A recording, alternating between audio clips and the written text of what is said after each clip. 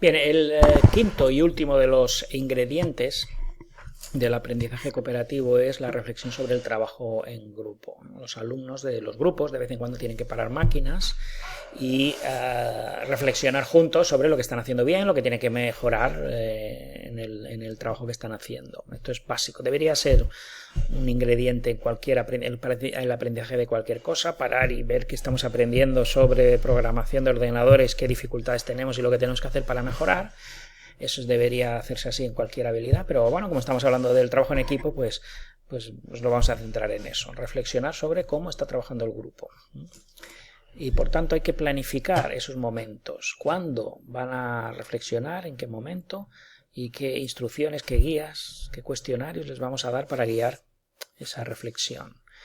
Bien, aquí os voy a poner varios ejemplos de cómo lo hacemos, ¿no? Un primer ejemplo es lo que llamamos los controles de trabajo en grupo. Aquí tengo un ejemplo de formulario que utilizamos. ¿Qué es un control de trabajo en grupo? Pues es una actividad que tienen que resolver como una especie de mini examen que tienen que resolver de manera individual, en este caso con papel y lápiz, pues en 4 ocasiones a lo largo del proceso, al principio, luego un poquito más adelante, cada 2 o 3 semanas tienen un control de grupo sobre el trabajo que está haciendo el grupo. Un control de grupo, pues aquí tienen que identificar su nombre y el número de grupo, y luego tienen 2 preguntas. El control de grupo tiene 2 preguntas. La pregunta 1, de la cual aquí tenéis 4 ejemplos, esto no nos despistemos, hay una sola pregunta de conocimientos del producto, conocimiento del trabajo en grupo, y una segunda pregunta que esto tiene más que ver con la reflexión de cómo está funcionando el grupo. Es decir, con este instrumento estoy abordando 2 de los ingredientes del aprendizaje cooperativo: la exigibilidad individual de conocimientos del producto o del trabajo que están haciendo, que sería cualquiera de estas preguntas, y luego una segunda pregunta que tiene que ver con la reflexión del trabajo en grupo, que es de lo que va este vídeo. Insisto que yo solo pondría una pregunta de estas 4, una o 2, y aquí tenéis varios enunciados posibles para que veáis ejemplos de qué va, ¿no?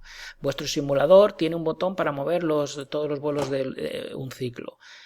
Escribe el código que se ejecuta al hacer clic sobre el botón. Pues cualquier miembro del grupo tiene que poder hacer un esquema del código que hace esto. O, por ejemplo, si estuvieran haciendo un informe por escrito, yo les pediría algo así: enumera las secciones que tiene vuestro informe y escribe un resumen de 2 líneas del contenido de cada una de estas secciones. Cualquier miembro del grupo tiene que poder hacer eso, aunque se especializase en las gráficas de ese informe. O, por ejemplo, describe las observaciones y comentarios que ha hecho el profesor a la versión 2 de vuestro proyecto. Cualquier miembro del grupo tiene que saber cómo está la cuestión. ¿Cómo uso yo esta información? Que, como digo, no tiene que ver con la reflexión del trabajo en grupo, sino con la exigibilidad individual. Pues a la respuesta a esta pregunta le pongo un 0 si no está bien, o un 10. Es que no hay más, o te enteras o no te enteras. Y luego, a partir de las notas, pues calculo unas medias, de tal manera que también estoy introduciendo interdependencia positiva, porque la nota de cada alumno depende de lo bien o lo mal que sus compañeros respondan a estas preguntas. Pero hablaré después del método de calificación. Ahora simplemente me interesa que veáis la naturaleza de las preguntas que se hacen, ¿no? De hecho, a veces pregunto esto, lo voy a leer para que veáis, El objetivo de los controles de grupo que se han ido realizando a lo largo del curso es introducir elementos de motivación para que te impliques más en el proyecto y te preocupes no solo de la parte del trabajo que te ha tocado hacer a ti, sino también de lo que tiene que hacer el resto de los compañeros. Sobre el papel, saber que si no estás preparado para el control puede perjudicar a tus compañeros de grupo, debería hacer que te implicases más. ¿Hemos conseguido nuestro objetivo? Explícalo a continuación. Esto es una pregunta, suelo ponerla en el último control de grupo. Fijaros que más que una pregunta sobre el trabajo que han hecho, es una pregunta de opinión de si este mecanismo les ha motivado, que es lo que yo pretendía.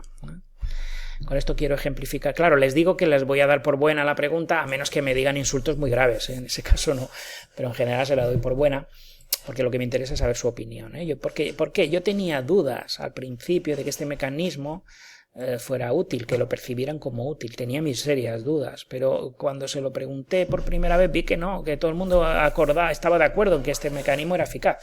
Y siempre que se lo pregunto me dicen que sí, así que ya no tengo ninguna duda. y siempre lo utilizo. Esto es un ejemplo que ilustra también la idea de que tenéis que recoger información de cómo va la cosa. En cualquier ocasión que tengáis, preguntarle a los alumnos directamente en el pasillo o a través de un cuestionario que no estaba pensado para eso, pero que cuelas la pregunta porque necesitáis información. Bien, pero lo que me interesaba más, porque esto, insisto, tiene que ver con exigibilidad individual.